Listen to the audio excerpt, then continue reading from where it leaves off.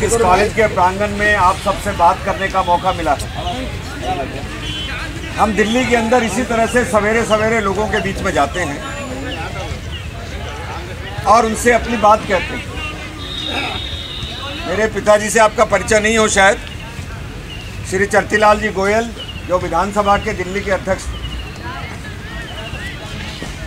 मैं उनसे कहता था मुझे लोगों से संपर्क करना है, कैसे करूं मैं? तो वो कहते थे सवेरे सवेरे पार्कों में जाओ। तो मैं सोचता था पार्कों में लोग घूमने आते हैं, हमारी बात क्यों सुनेंगे? कहने लगे आपकी बात में दम होगा तो ज़रूर सुनेंगे। तब से हमने लगातार बहुत सैकड़ों पार्कों के अंदर इस तरह की बैठकें की थी। अभी बनारस के अंदर भी 3-4 दिन पहले हमने, कौन सा पार्क था? शहीद उद्यान। हमने बनारस के अंदर भी शहीद उद्यान के अंदर इसी तरह के करीब 250 लोग थे जिसके अंदर अपनी बात को रखा था। मुझे नहीं मालूम आप लोगों में से कितनों ने हेडलाइंस टुडे आज तक का सर्वे कल देखा है। अगर आपने कल सर्वे देखा हो तो ये समझ लीजिए उस सर्वे देखने के बाद ये साफ जाहिर है कि कांग्रेस और आम आदमी पार्टी दोनों की वाराणसी में जमानत।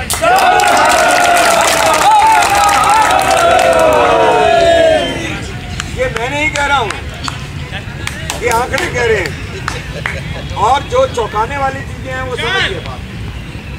जब वो पूछते हैं कि प्रधानमंत्री कौन होना चाहिए तो 57% लोग कहते हैं कि नरेंद्र मोदी होने चाहिए और केवल 10% के आसपास लोग राहुल गांधी का नाम लेते हैं और केजरीवाल के नाम लेने वाले तो ना के बराबर हैं। ये समझ लीजिए बात। एकदम नहीं। सबसे बड़ी बात जो निकल कर आई उसके अंदर से कि मोदी जी ने सबसे बड़ा काम क्या किया इस देश के अंदर। जिस मोदी जी के बारे में ये कहते थे कि मोदी जी आएंगे तो गुटबाजी हो जाएगी, मोदी जी आएंगे तो सांप्रदायिकता बढ़ जाएगी, मोदी जी आएंगे तो जात पात बढ़ेगी। नरेंद्र मोदी ने पूरे देश से जात पात को समाप्त कर दिया है। आप में से कोई बता सकता है कैसे समाप्त कर दिया? हाथ खड़ा करो।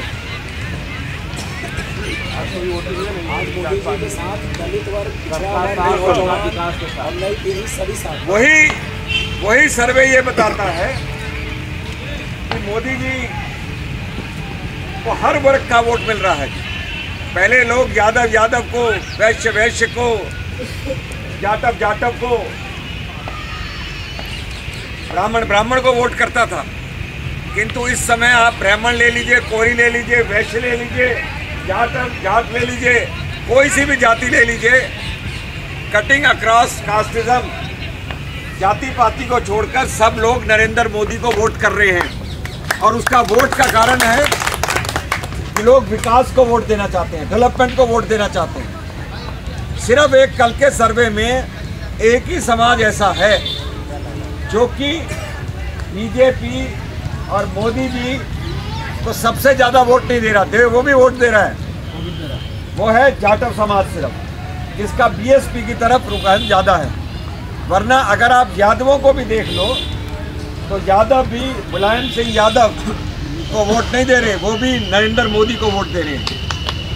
और ये तब है जबकि मोदी जी ने डिक्लेयर किया कि भाई वो ओबीसी से संबंधित है, तो भी जितनी भी उच्च वर्ग, उच्च जात हैं जो कही जाती हैं, वे भी सारी उनको वोट दे रहे हैं।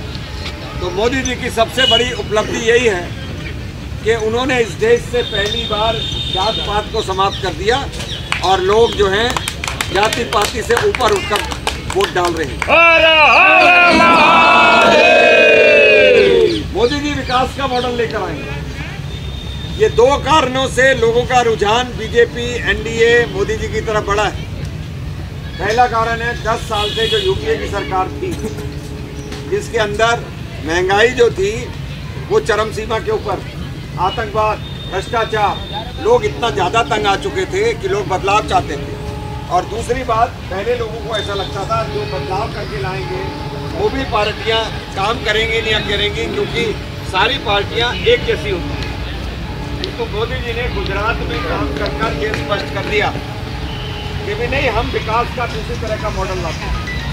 अब आप गुजरात का विकास का मॉडल देखिए। मैंने कहा एक बार नरेंद्र भाई, मैं लोगों को कैसे बताऊं आप चीज़ों को अलग तरीके से कैसे करते हो।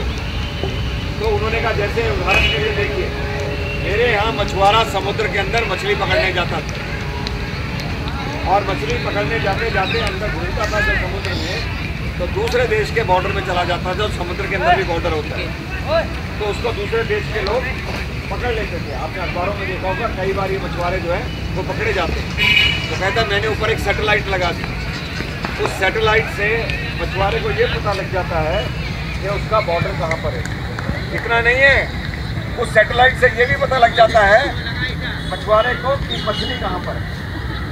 तो अब जब उसको ये पता लग जाता है कि मछली कहाँ पर है, तो वो इधर उधर घूमता नहीं है, उसको डीजल फूकना नहीं पड़ता अपना चारों तरफ, तो उसका डीजल की बचत होती है। प्लस जो मछुआरा रात को 8 बजे घर लौटा करता था, वो 4 बजे लौटना लगा। ये मोदी जी का मॉडल है, जिसके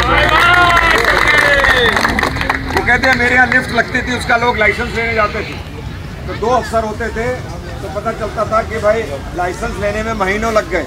उन्होंने कहा मैंने एक लिफ्ट का कोर्स शुरू कर दिया, तो बच्चों को एजुकेशन मिली, उनको नौकरी मिल गई, और अब जिन जिनको लिफ्ट का लाइसेंस लेना होता है वो किसी के पास भी जाकर ले सकते हैं। 2 महीने की जगह अब 2 दिन के अंदर लाइसेंस मिलता है। मोदी जी का काम करने का तरीका देखिए जी। मोदी जी जब देश के प्रधानमंत्री बनेंगे तो आप देखिए, उन्होंने अभी पिछले दिनों वेस्ट बंगाल में माफ़ी मांगी। इस बात के लिए माफ़ी मांगी कि जो नैनो की फैक्ट्री थी, मैं वहाँ गुजरात के क्यों ले गया, क्योंकि वेस्ट बंगाल में ज़्यादा लोगों को रोजगार की जरूरत थी। गुजरात में तो फिर भी विकास हो गया था। तो मोदी जब आएंगे तो बिजली की समस्या कैसे हल करेंगे? वो ये नहीं देखेंगे कि भी आज एक प्लांट लगा दो, कल दूसरा लगा दो। पूरे देश के सब राज्यों की बिजली की खपत को कैलकुलेट किया जाएगा।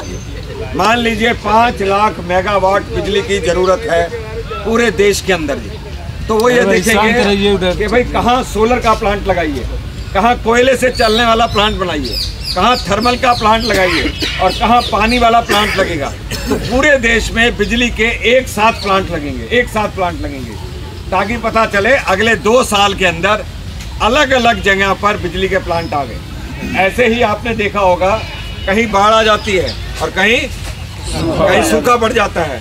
तो जो अटल बिहारी वाजपेयी जी ने कहा था कि अभी हम नदियों को जोड़ेंगे, उस नदियों को जोड़ के जहाँ बाढ़ आ जाती है वहाँ बाढ़ नहीं आएगी, और जहाँ सूखा पड़ता है वहाँ सूखा नहीं पड़ेगा। ये मोदी जी का विजन है अलग तरीके से काम करने के लिए। अभी वाराणसी पूरी मोदीमय हो गई है। कल पत्रकार लोग पूछ रहे थे कि भाई लोग मोदी जी वाराणसी से क्यों चुनाव लड़ रहे हैं। वाराणसी में माँ गंगे बहती है।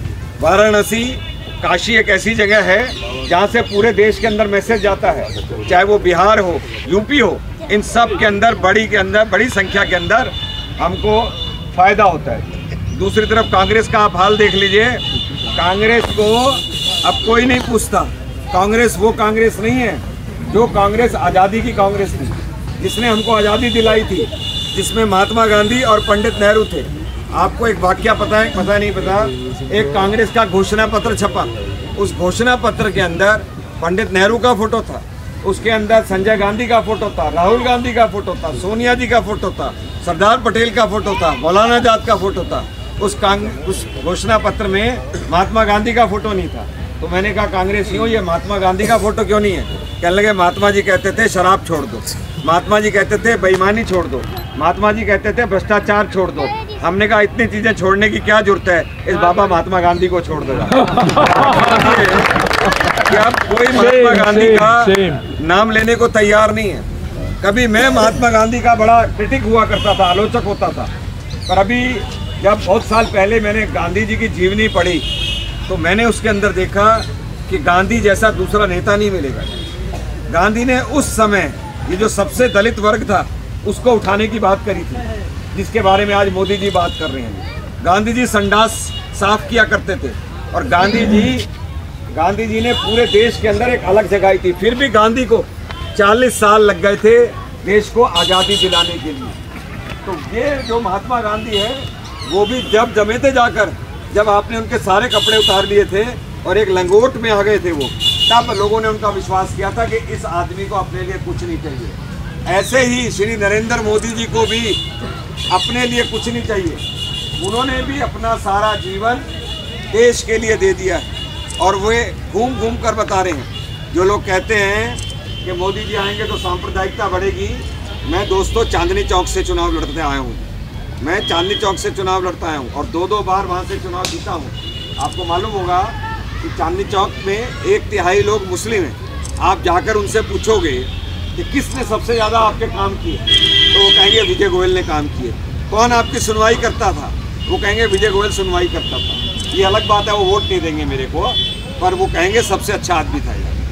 लखनऊ में वाजपेयी जी जीतते रहे, तो अभी ये जो सर्वे हुआ है उस सर्वे में भी उन्होंने कहा है कि श्री नरेंद्र मोदी को यहाँ पर बीजेपी को 17% वोट जो है मुस्लिम्स का मिलने वाला है। 17% तो आज से करीब, आज क्या तारीख हो गया, 10 है, तो ये समझिए ये सर्वे करीब 1 मई के आसपास का है। तो 17% तो तब था। अब मुस्लिम्स को भी समझने लग गए हैं कि इस देश के अंदर उनको सिर्फ वोट बैंक की तरह इस्तेमाल किया जाता रहा है। तो दोस्तों बहुत अच्छा एटमॉस्फेयर है। अपने का टारगेट एक है सिर्फ, और हमारा टारगेट है कि केजरीवाल की और कांग्रेस की दोनों की जमानत करानी है। इसलिए हम ये मीटिंग कर रहे हैं। और मैं इसलिए कहता हूँ, मैं सूरज होने का दावा नहीं करता, मैं सूरज होने का दावा नहीं करता और मिटाने का अंधकार पृथ्वी से, किंतु मैं एक दिया जरूर हूँ। दम से युद्ध करना एकमात्र मेरा लक्ष्य है। हवाएं दुखों की और अंदर तकलीफों की मेरी लौ को डिगा तो सकती हैं, लेकिन बुझा नहीं सकती। मेरी लौ को डिगा तो सकती हैं। आप इतनी बड़ी संख्या में आए सवेरे, बहुत अच्छा लगा। अब हम पैदल जाएंगे, वहाँ पर पूरे अंदर घूमते हुए जाएंगे। आइए। हर हर मोदी, जन जन मोदी, हर हर मोदी, जन जन मोदी।